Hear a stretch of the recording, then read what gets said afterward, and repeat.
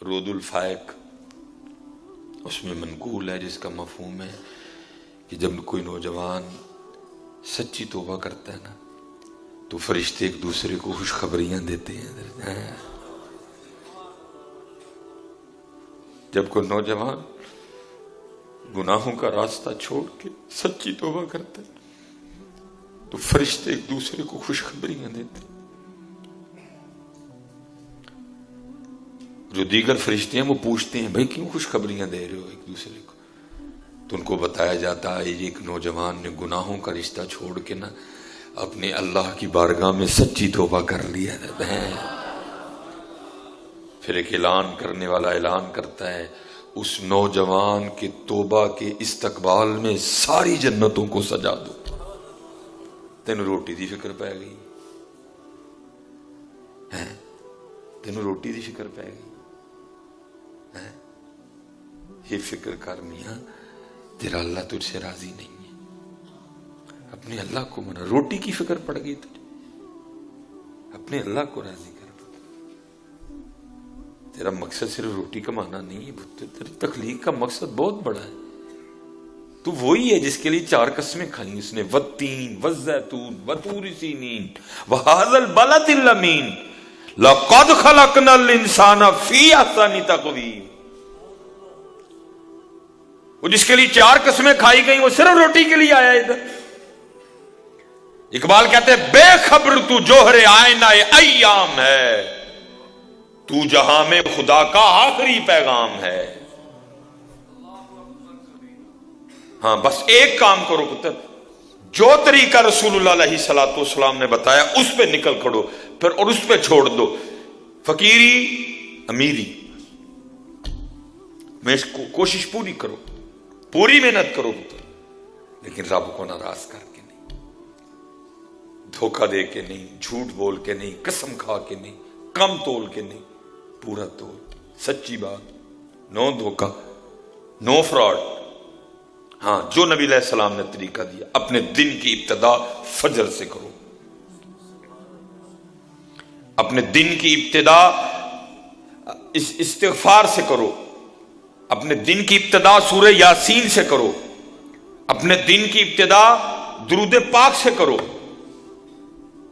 اپنے دن کی ابتدا ذکر و اذکار سے کرو، اور پھر نکل جاؤ اور چھوڑو پھر اپنے اللہ پہ حضرت، پھر دیکھو رنگ لگتے ہیں کہ نہیں لگتے ہیں پتر۔ اس کے مخالف چل کے کیا کر لو گے تم؟ وہ مجھے سمجھ یہ نہیں آ رہی، ایک بندہ ایک فیکٹری میں کام کر رہا ہے نا، وہ اپنے اس عارضی چھوٹے سے مالک کی مخالفت نہیں کرتا، وہ کہتا ہے مالک کی مخالفت کر کے میں نے فیکٹری میں کیسے رہنا ہے؟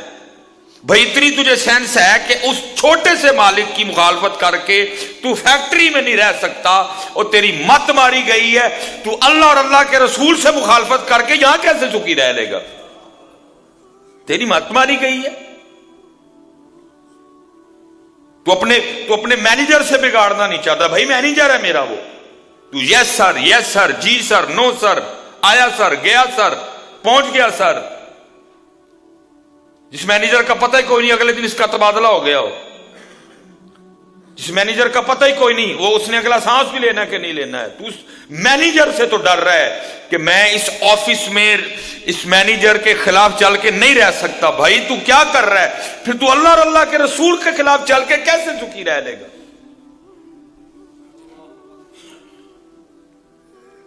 پتر ممبر رسول پہ بیٹھا ہوں، اللہ کی قسم ہے اندر تے جو ہے سو ہے، صرف باہر ہی کیتا ہے نا سونا۔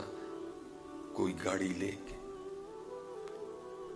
وہ کلپ میں کہہ بیٹھا ہوں کہ میرا کار کرائے تھے، کوئی جی کار دی چابی لے کے، کوئی گاڑی کی چابی لے کے،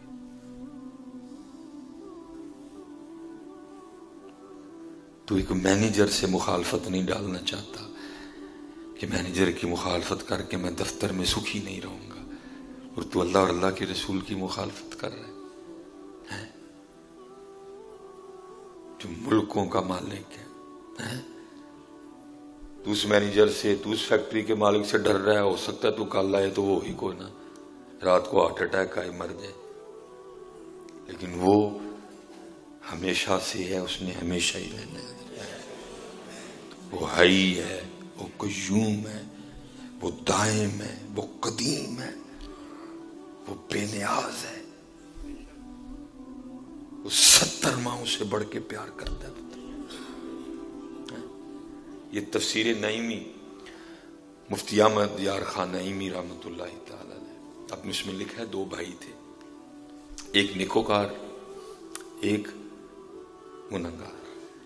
وہ جو نیکوکار تھا نا، اس نے اپنے دوسرے بھائی کو ہمیشہ کہنا ہو یہ چھوڑ دے، یہ گناہوں کا راستہ چھوڑ دے، چھوڑ دے گناہوں کا راستہ، یہ راستہ ٹھیک نہیں ہے۔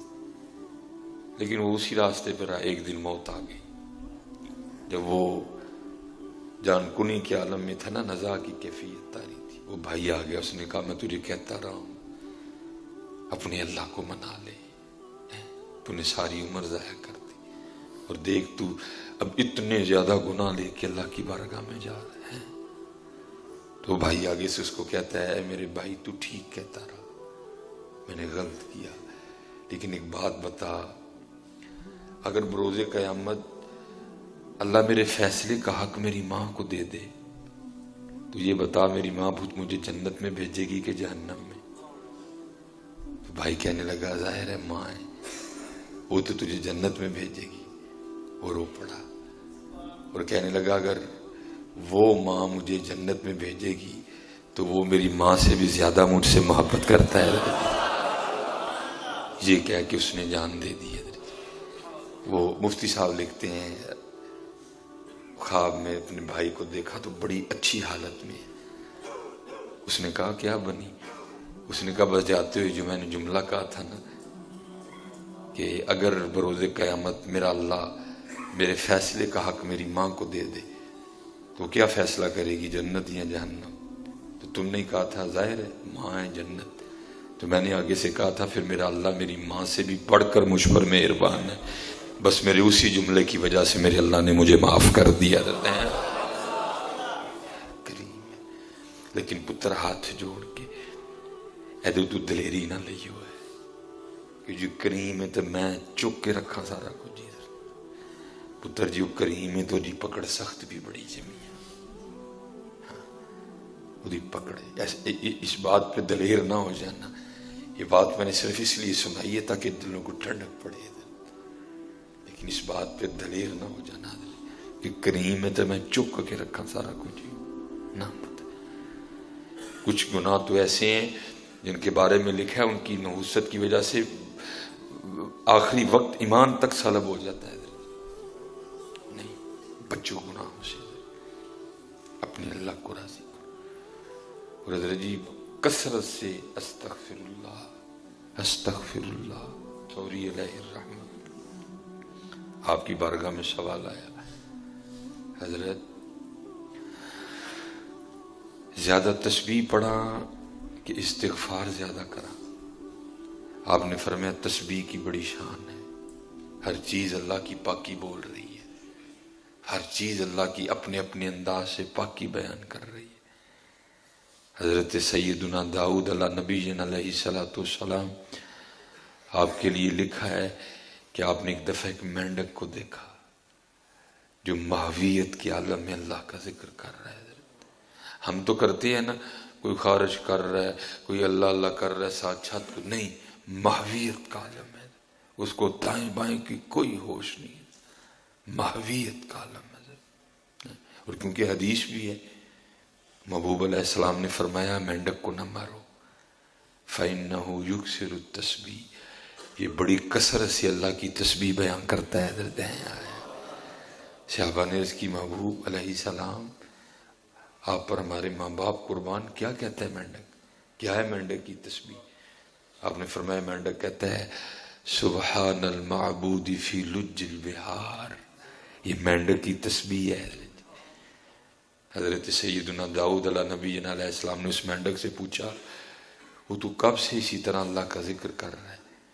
اس مینڈک نے عرض کی اللہ کے نبی علیہ السلام متواتر 70 سال سے اسی طرح میں اللہ کی یاد میں محو ہوں،